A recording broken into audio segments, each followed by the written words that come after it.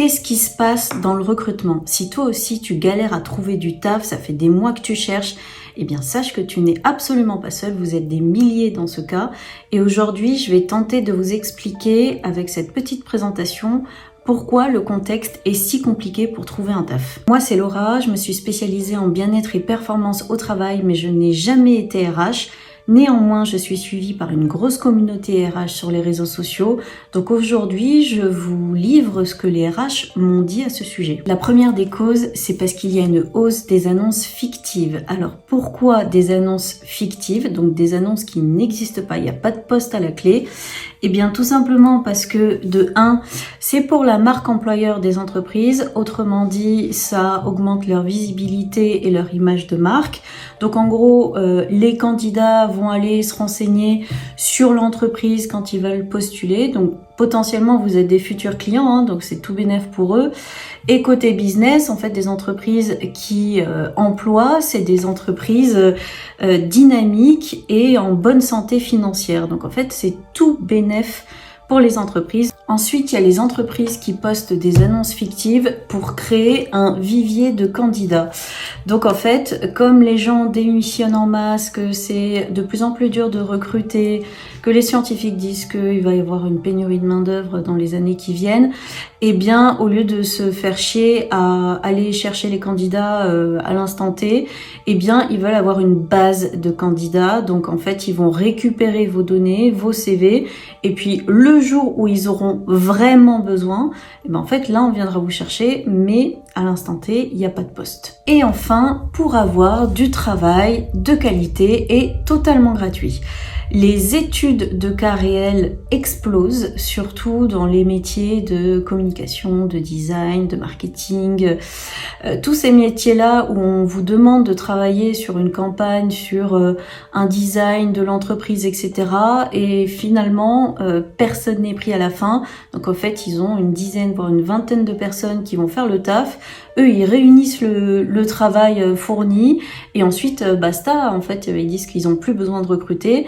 Ça, je le vois énormément autour de moi. Ça explose et ça, vraiment, il faut vraiment qu'il y ait une loi qui passe dessus parce que... Donc voilà. Alors ce genre d'entreprise qui se situe dans la première catégorie, en fait, elles n'ont pas compris que l'éthique, c'était plus juste quelques lignes sur le site internet pour augmenter l'image de marque. L'éthique, c'est un prérequis.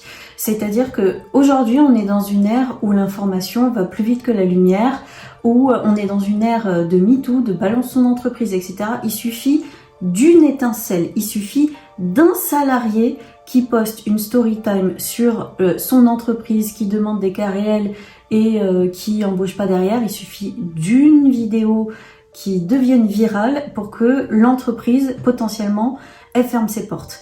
En fait, à quel moment les dirigeants, les responsables RH ne s'en rendent pas compte?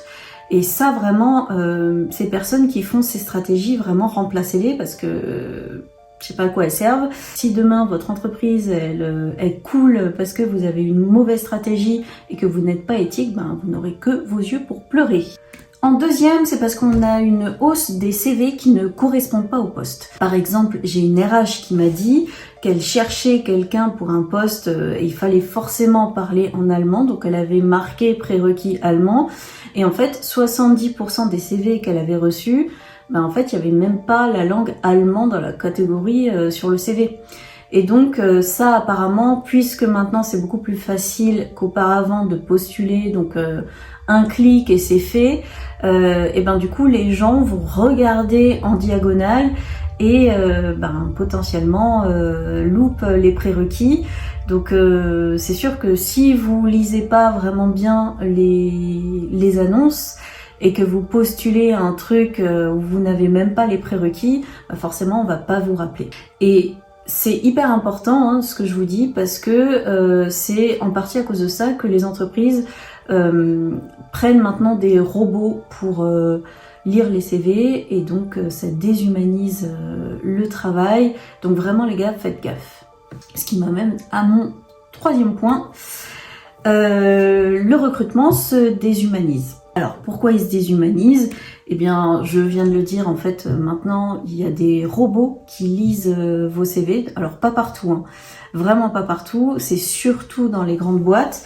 Mais ça, c'est un vrai problème parce qu'en fait, il y a que les écoles de commerce qui savent vraiment comment gérer ces robots. On vous dit même qu'il faut un CV spécifique pour ces robots, sinon il les lit pas.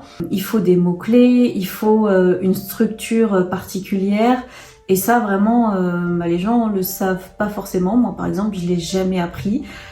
C'est quand même assez nouveau. Donc il faut le savoir, et ça, voilà, peut-être que vous envoyez des CV et que c'est un robot qui lit le truc. Je sais qu'il y a même des sites où vous pouvez rentrer le CV et le site vous dit si ça passe ces fameux robots, ce qu'on appelle les ATS. Je vous mettrai le lien quelque part si je le retrouve. Ensuite, les tarifs des plateformes de recrutement a apparemment explosé. Donc en gros, apparemment, les recruteurs payent pour aller vous parler. Donc s'ils voient votre profil et qu'ils pensent que ça match avec leur poste et que vous avez mis par exemple sur LinkedIn ou autre que vous êtes en recherche d'emploi, en fait ça devient tellement cher qu'ils sont réduits à parler à que 5 personnes voire 10 personnes, alors qu'auparavant c'était peut-être 50, je dis au hasard, hein. Mais du coup c'est normal qu'on vous contacte moins, voilà. Et enfin, les RH manquent de temps pour vous répondre. Alors moi, quand j'étais à l'APEC, j'ai cherché du taf il y a 2 ans et on m'avait dit maintenant mettre son CV, enfin répondre à une annonce avec son CV, ça marche plus des masses. Maintenant, il faut envoyer des messages par mail ou sur LinkedIn. Alors déjà, drôle de façon de faire, hein, faut le savoir. En fait, il faut des cours maintenant de recrutement, c'est hallucinant. Sauf que moi derrière les RH me disent en fait on en reçoit tellement qu'on n'a même plus le temps de les regarder. On n'a vraiment plus le temps, on en reçoit des dizaines et des dizaines par jour, des messages en plus des CV sur les plateformes, etc. Vraiment voilà, c'est assez catastrophique. Ensuite, il y a une réduction des effectifs un peu partout. Dans tous les domaines, tous les postes. Donc c'est les salariés, mais c'est aussi les RH. D'où le fait que les RH n'ont pas le temps de vous répondre aussi, hein, la slide précédente.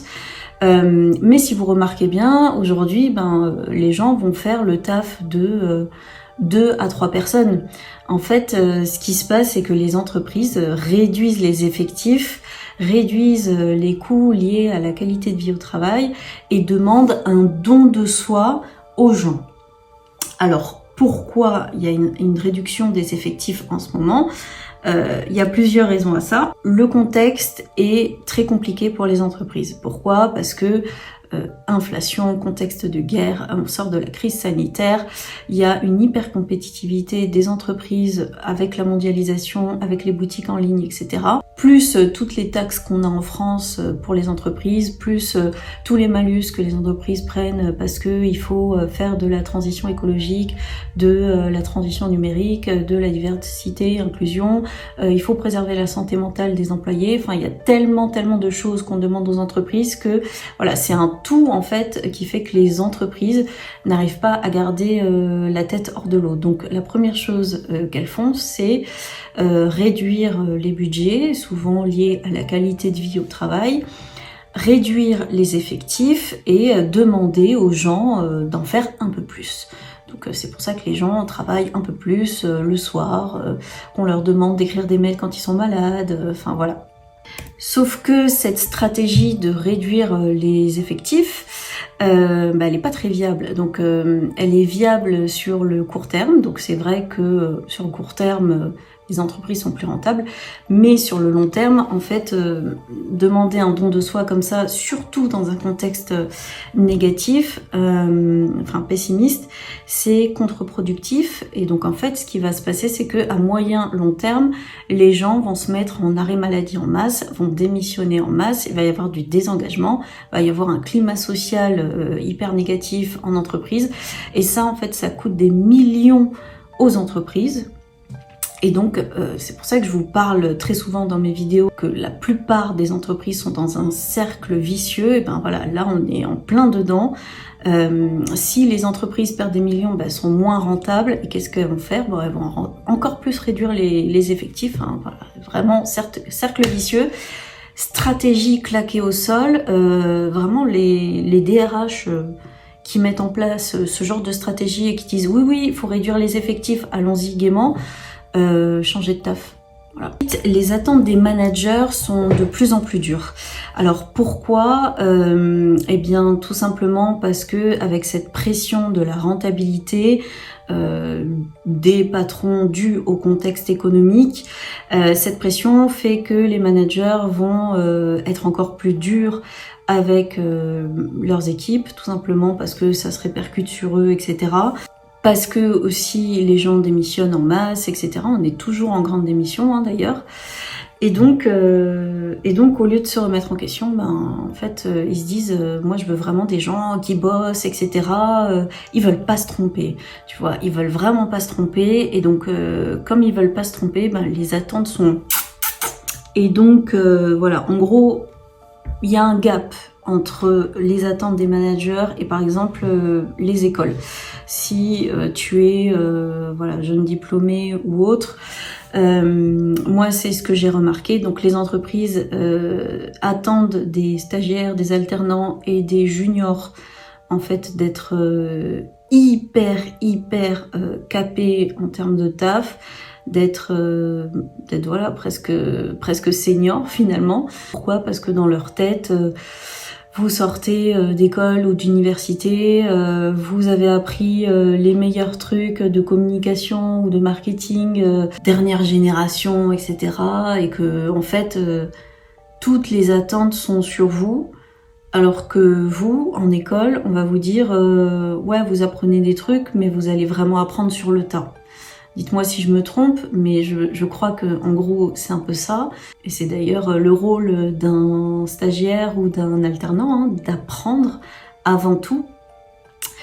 Sauf que ça, les managers ne l'entendent pas de cette oreille. Et donc il y a un vrai gap entre les attentes des jeunes étudiants, des jeunes diplômés et les attentes des managers. Il y a aussi un nivellement des salaires vers le bas, toujours pareil, hein, inflation, pression de la rentabilité, etc. Apparemment, avant, on pouvait négocier quand même un salaire voilà, plus élevé, etc. Aujourd'hui, ça devient de plus en plus courant que les recruteurs vous disent non, en fait, on peut pas aller au-dessus de 40K. Pourquoi? Parce que toujours pression de la rentabilité et tout ça. Et donc, s'il y a un nivellement des salaires par le bas, eh bien, en fait, peut-être que potentiellement, il y a plein d'annonces que vous ne voyez pas. Tout simplement parce que, j'en sais rien, vous cherchez chef de projet à 40K, et ben peut-être que en fait, il y a beaucoup plus d'annonces maintenant à 35K. Je dis comme ça, mais voilà, peut-être que vous voyez pas passer les annonces, tout simplement. Alors, les attentes des managers sont de plus en plus dures, mais les attentes des salariés sont de plus en plus dures aussi. Et en fait, le gap est de plus en plus énorme. C'est-à-dire que en tant que salarié, on veut du bien-être au travail, c'est un prérequis. On veut potentiellement du télétravail, c'est un prérequis. Potentiellement, on a une maladie chronique, et bien en fait, on veut être considéré et travailler en conséquence. Enfin voilà, vous avez compris. Et de l'autre côté, on a des managers qui veulent des salariés qui résistent au stress, à la pression, qui font pas de burn-out, qui sont jamais en arrêt maladie, qui machin. Alors que de l'autre côté, on se dit, mec, en fait, si je me mets en arrêt maladie, c'est mon droit, je suis malade. Voilà, qu'est-ce que tu vas faire ? Et en fait, le gap est de plus en plus énorme, ce qui fait que c'est de plus en plus compliqué dans le recrutement de vraiment matcher des deux côtés. Et puis enfin, voilà, il y a zéro remise en question, hein, parce que si les gens démissionnent, si les gens se mettent en arrêt maladie, si les gens ont des maladies chroniques, etc., en fait, les employeurs se disent c'est la responsabilité à 100% des individus, des salariés. alors que pas du tout. Voilà, c'est l'environnement qui fait que on est bien ou pas, en tout cas à 80%. Et donc là où les entreprises, les employeurs devraient se remettre en question sur leur modèle de travail, leur mode de travail, comment ils travaillent exactement, eh bien ils rejettent toute la faute sur les salariés. J'ai bien spécifié manager et pas RH parce qu'apparemment les RH ne sont pas du tout d'accord avec les attentes, les façons de faire des managers, et donc il y a un conflit aussi RH manager, c'est pour ça d'ailleurs que beaucoup de recruteurs sont en burn-out, hein. Il y a conflit de valeurs entre les managers et les RH. Ce qui m'amène à mon dernier point, on recrute de plus en plus à l'étranger. Pourquoi? Donc déjà, il y a les personnes les managers qui veulent vraiment le profil parfait, vraiment parfait, et donc très souvent les RH me disent en fait ils veulent tellement la perle rare qu'en fait on a une centaine de CV et il n'y a personne qui match parce qu'il y a un poil de cul sur le CV et ils se disent non, j'y vais pas. Et donc ce qui se passe, c'est que ils disent si on trouve pas, si tu trouves pas, va chercher en Allemagne, en Belgique, dans les pays limitrophes. Voilà ce qui se passe. Donc ça, c'est la première des causes de pourquoi on recrute à l'étranger. Et la deuxième, évidemment, ça coûte beaucoup moins cher aux entreprises. Moi, j'ai déjà entendu dans le e-commerce un manager dire pourquoi je recruterai un développeur junior français quand je peux recruter un développeur senior indien au même prix, voire moins cher. Et c'est ça la réalité, c'est qu'aujourd'hui, les entreprises, vous remarquerez, il y en a plein qui passent en anglais, c'est pas pour rien, hein.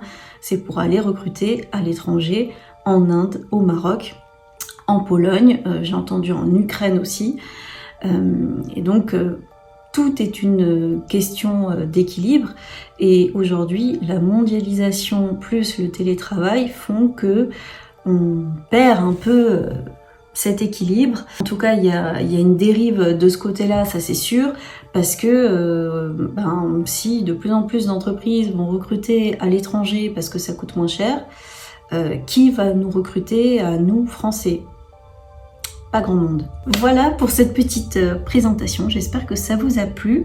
Je pourrais faire l'inverse côté employeur, parce que bizarrement les employeurs n'arrivent pas à recruter non plus, donc je pourrais faire une partie 2. Et je voudrais terminer cette vidéo en te disant que le burn-out n'est pas exclusivement réservé aux salariés.